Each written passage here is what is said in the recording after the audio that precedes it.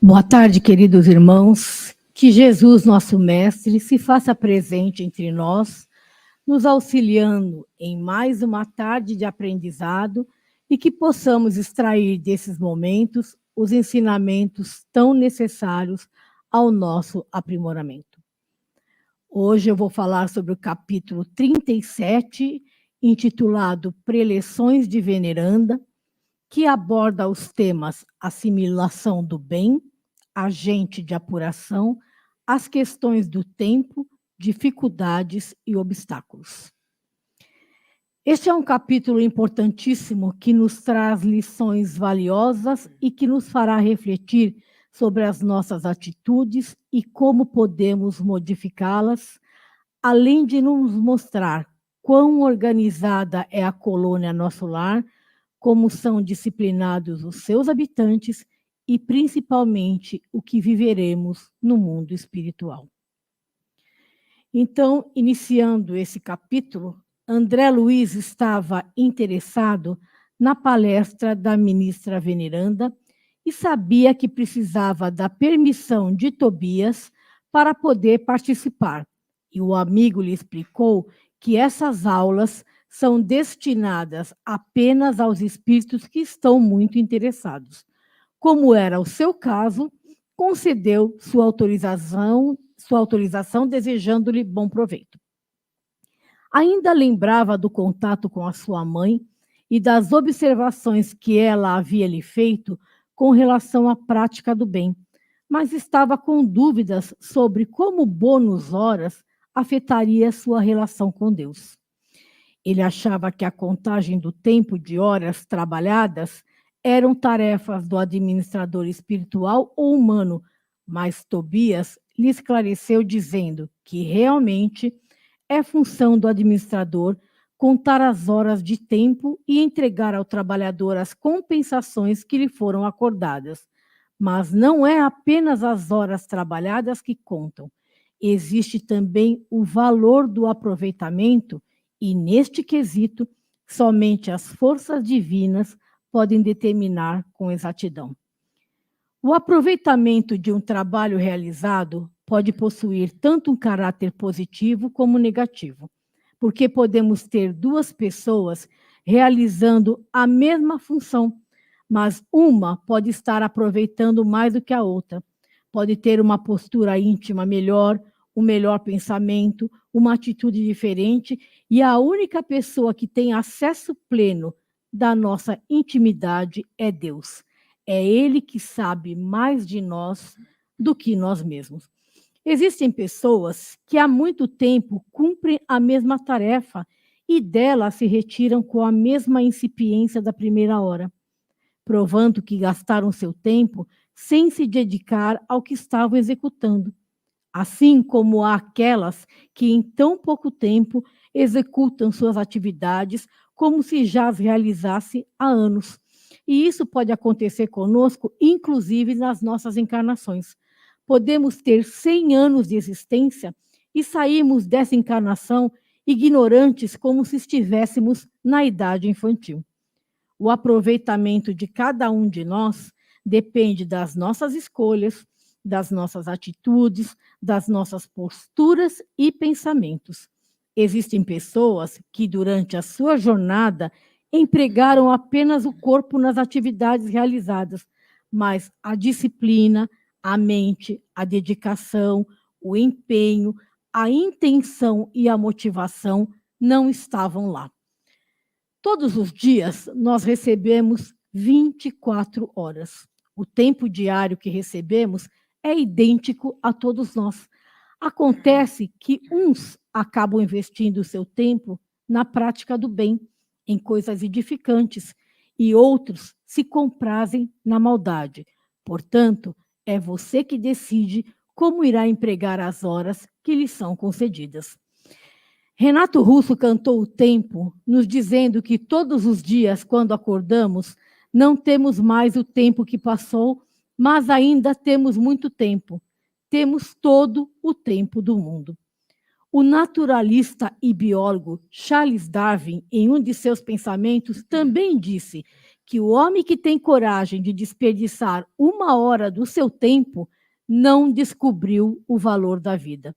Então, muito se fala sobre o tempo, sabemos que precisamos ir em frente, que não devemos desperdiçá-lo e aproveitar o máximo que pudermos. E essas considerações fizeram com que André Luiz refletisse sobre o valor do tempo em todos os sentidos. Após a oração vespertina, André Luiz, Narcisa e Salustio seguiram para o grande salão natural, onde iriam assistir à palestra da ministra. Além de contemplar a beleza exuberante do local, André Luiz calculou que haviam cerca de 1.000 pessoas em assistência e ficou surpreso ao notar que haviam 20 entidades sentadas em lugar destacado. Narcisa lhe explicou sobre as regras da palestra, dizendo que os que ficam próximos em lugar destacado, ou seja, essas 20 entidades, são pessoas que podem interpelar, fazer perguntas para a ministra por estarem familiarizados com o assunto e com a prática. Isso não é uma questão de privilégio, e sim de direito conquistado através de estudo, trabalho, suor e dedicação. Narcisa, por exemplo, não possuía conhecimento e nem prática sobre o tema que estava sendo abordado. Sua experiência era na área de tratamento de espíritos perturbados e, por isso, só poderá sentar-se em cadeiras seletas quando o assunto fosse referente ao tema que ela domina. Essa organização foi uma medida tomada pelo governador da colônia Nosso Lar nas palestras de todos os ministros para que haja maior aproveitamento das pessoas que estão assistindo e para que não sejam expostas opiniões pessoais sem base justa, com grave perda de tempo para as pessoas que participam. Todos os pontos de dúvidas e pontos de vistas devem ser esclarecidos em momentos adequados.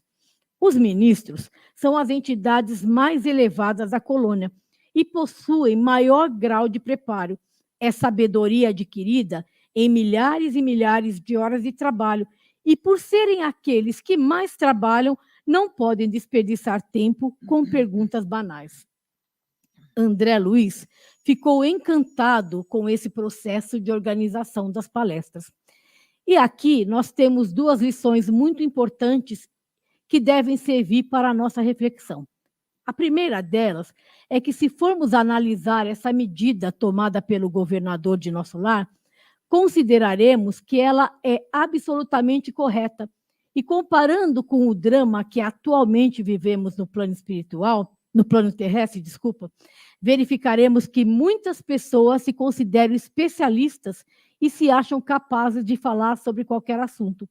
Possuímos muitos políticos, muitos técnicos de futebol e muitos professores.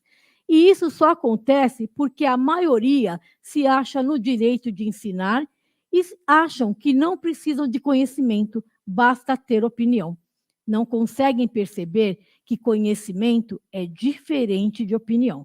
Não se pode trocar conhecimento e experiência por opinião.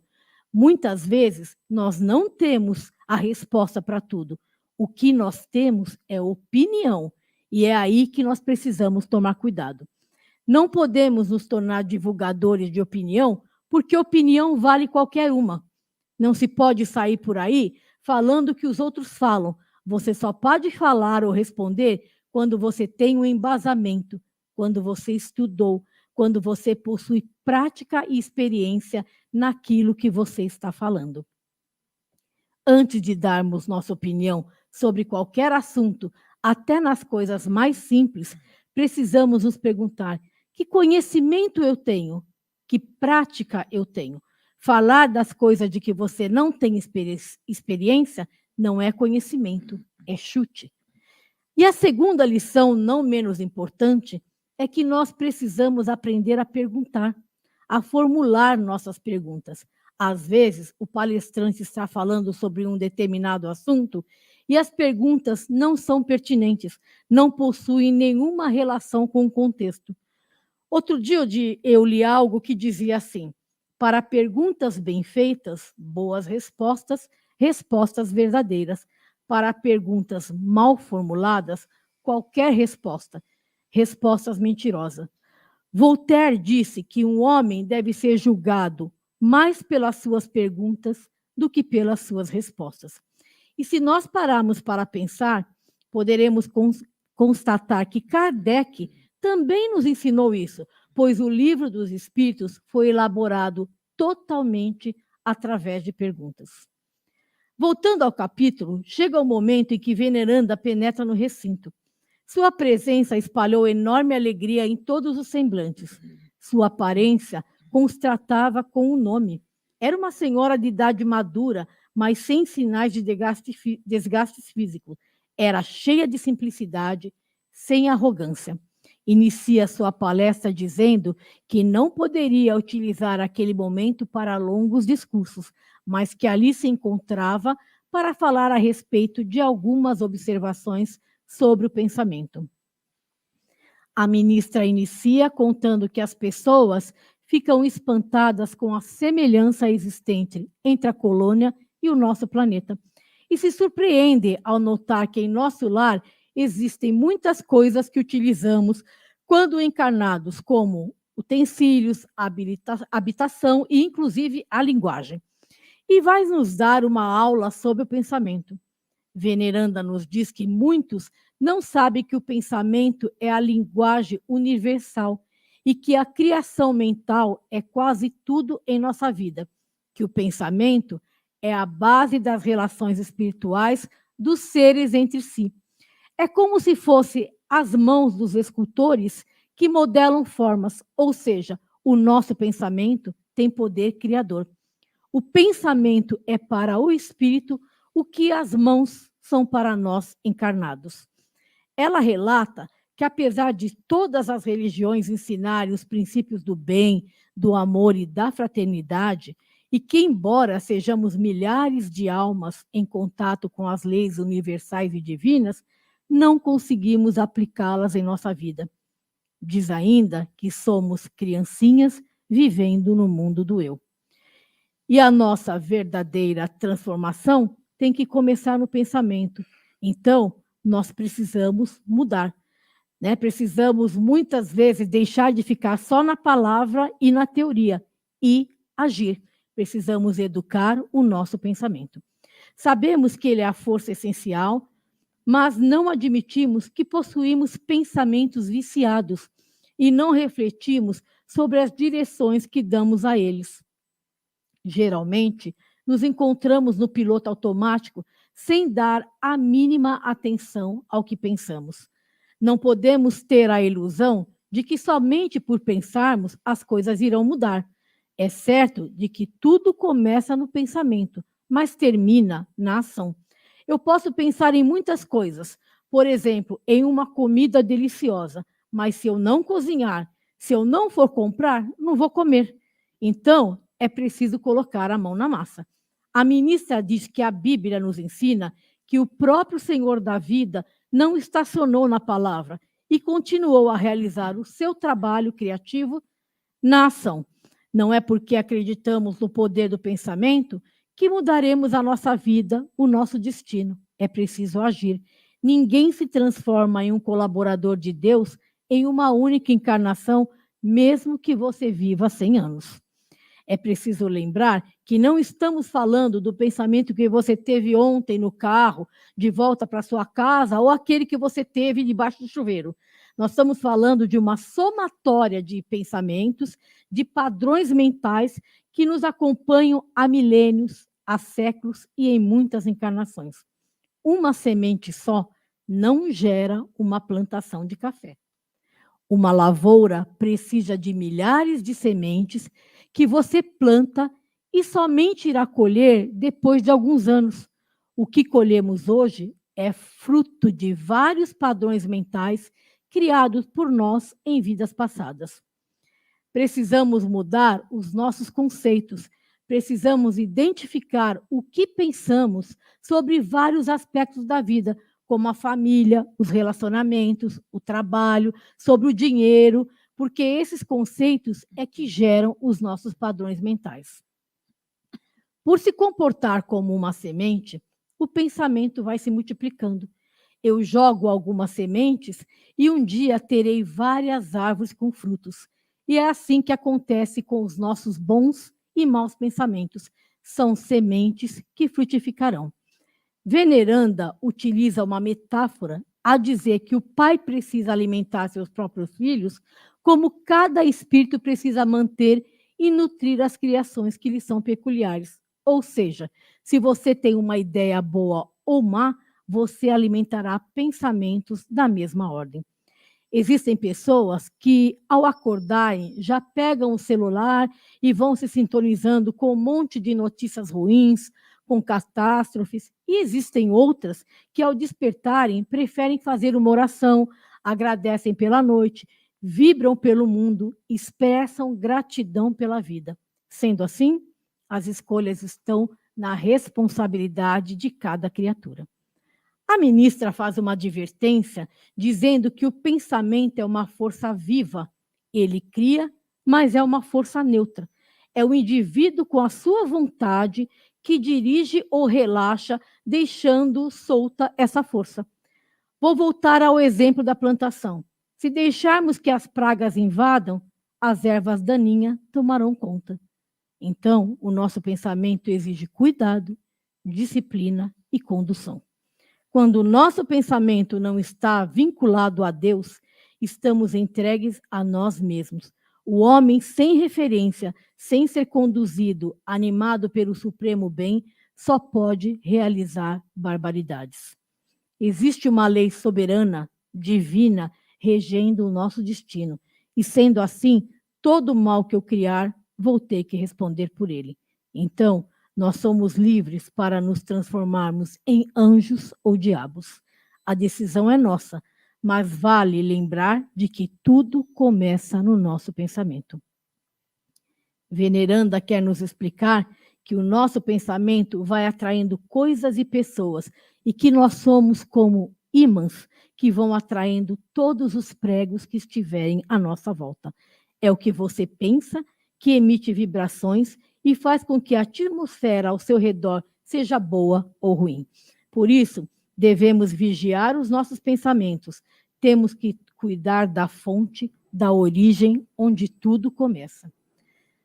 A ministra disse uma frase mágica, que o pensamento em si é a base de todas as mensagens silenciosas da ideia. E o que será que ela quer nos dizer com isso?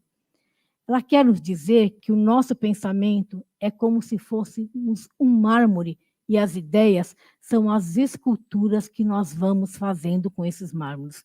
Nós vamos esculpindo nossas ideias a todo momento e elas carregam os nossos sentimentos, as nossas intenções e os nossos desejos.